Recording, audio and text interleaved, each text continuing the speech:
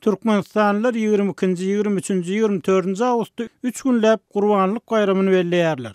Prezident Gurbanguly Berdimuhamedowyň gol çeken karary esasynda beýleki musulman ýurtlaryndakydan bir gün giç başlanýan baýramçylyk günleri iş günleri yglan edildi. Emma ýurtdaky ykdysady kynçylyklar Gurbanlygyň öňkü ýyllardaky şowhuny, dawarasyny azaldan emeňdiýär.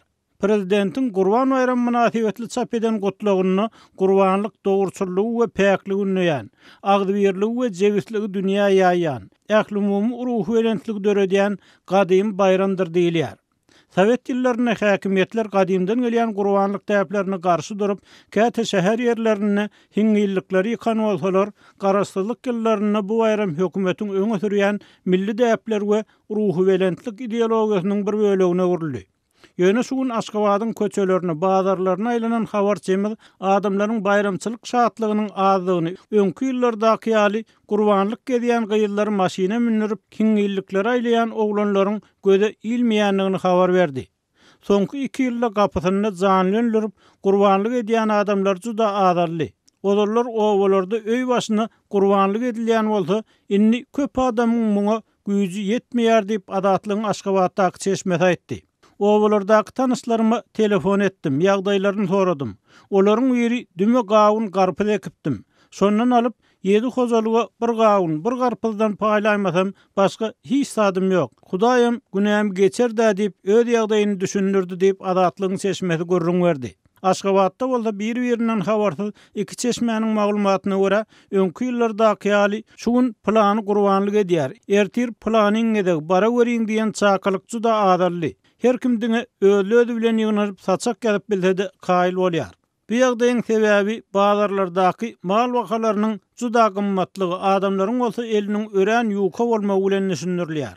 Häzir ingowjylyk etleriň kilogramy 45-46 manatdan satylýar. Geçen ýylyň Gurbanlygyna goýunyň diýragramyndaky etiniň bahasy 14-15 manatdy.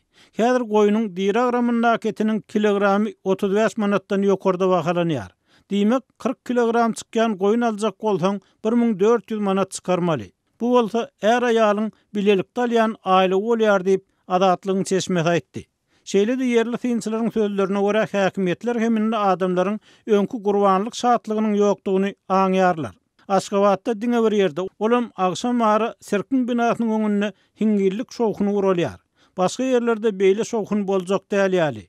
Aýdaly parahat üstü olar likilýän ýerine hiňillik agazy dikilmet diýip Azatlygyň çeşmesi habar berdi. Azatlyk radiosu bilen anonim şertde gurlaşan şäher resmisi oglanlaryň öz garnaşlaryny, tanış gyýyllaryny maşinly şähere hiňillikleri aýlamagynyň azalmagyny her maşina diýen ýaly bir gara gulun peýda bolmagy bilen düşünürdi. Onuň sözlerine görä häkimetler dükanlaryň öň tarapyna nowaty duranlar hem koýýarlar. Sebäbi biriniň üýşüp duran adamlaryň suratyny alyp maglumat ýaratmagynyň alad edýärler.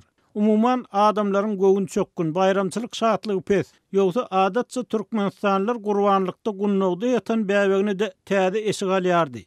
Emma indi o zatlary ýok. Diňs güni bolsa-da köçeler boşlaň. Hatda ýaňy bazara bardym. Bazarda satyjylar bar, emma alyjy örän az diýip Azatlygyň çeşmesi Gurbanlygyň birinji güni Aşgabatdan beren maglumatyny aýtdy.